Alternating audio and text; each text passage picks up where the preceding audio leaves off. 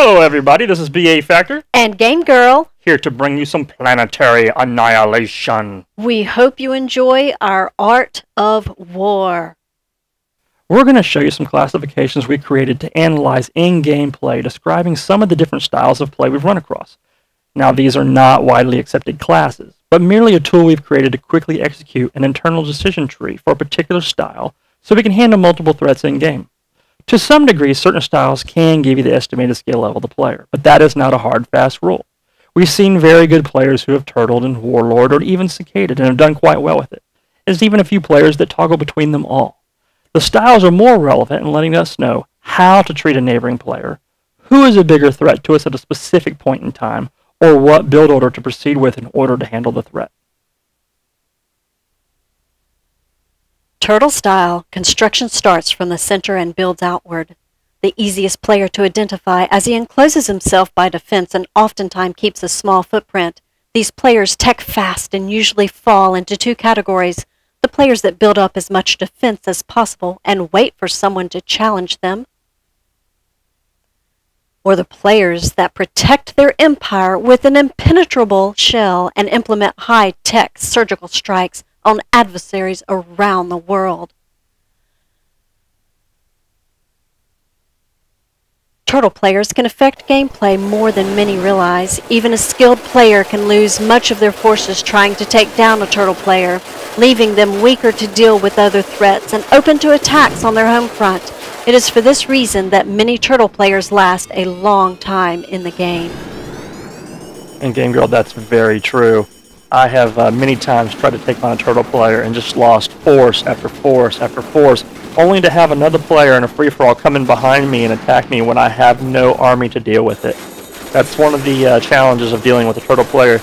You have to identify their weakness, decide how to attack them the most efficient way, and then execute it.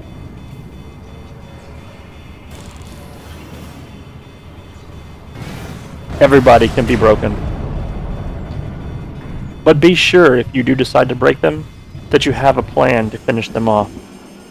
Don't let them run away and start turtling again. The cicada burrows in deep while multiplying, waiting for the right time to feed. This player resembles a turtle player, but can be far more dangerous. This player often keeps to themselves, guarding their ever-growing hive, although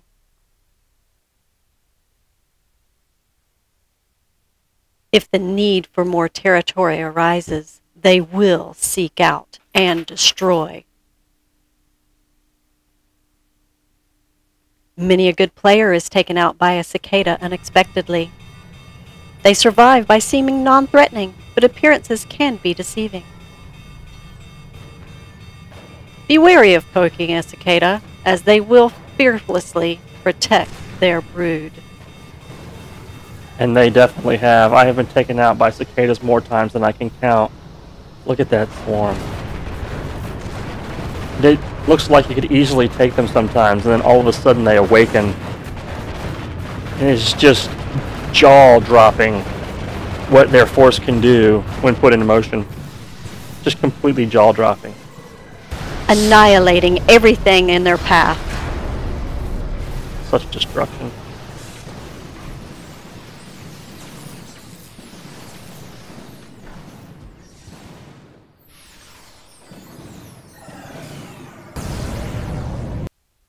The Jackal sends out packs of bloodthirsty units within moments of landing.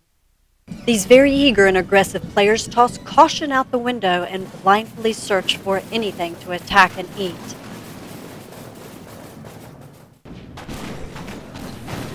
They sometimes spray units carelessly into the wind, irritating the fire out of all who are encountered by their presence. When they smell blood, the rest of the pack comes running, and they will eat you alive in a matter of minutes. The engineer, focused and busy working out her well-designed plans. It is by will alone I set my mind in motion. This player has superior game knowledge. With high APM and superb macro skills, This player is a force to be reckoned with. Engineers are usually prepared for most situations simply due to their efficiency in teching, macroing, and their ability to churn out a massive amount of units. Exterminate, annihilate, exterminate, annihilate. These players crave war and are often good at it. If you become the obsession of a warlord, you had better give him your undivided attention. Aggression is their strength. They tend to put everything into one foe. Yes, Game Girl, this battle right here is actually me. I am red being attacked by a warlord player. This player was not near me. I didn't perceive them to be a threat. So I was dealing with another player, but I was obviously I had to come back and deal with this. That was a lot of units. I looked it up. There was like 1,500 units coming in while I'm fighting this off. And once it started waning away, I thought to myself, okay, he's done. Let me go ahead and start getting back on pink because he's a bigger threat. But I have forgotten the number one rule. When you're the obsession of a warlord player, you must give him your undivided attention.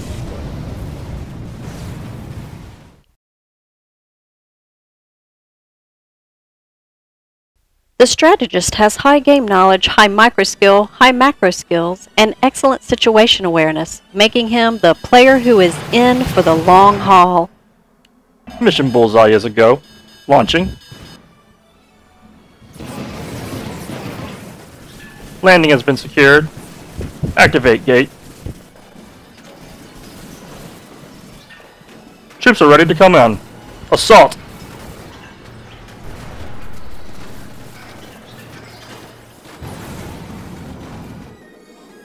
They make educated and predetermined moves around the map with clear objectives.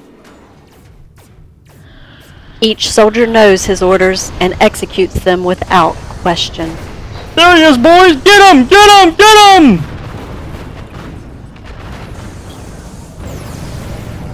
He does not squander units. Every soldier counts. The moment one mission is nearing completion, orders have already been issued for the next. As successful campaigns acquire new territory, the strategist often finds himself fighting on multiple fronts. Sometimes avoiding the army and simply taking on its resources can be the crippling blow that puts you over the edge to win the war. He is skilled in using each weapon of war to his advantage. And sometimes it's nice to use your opponent's weapons as well.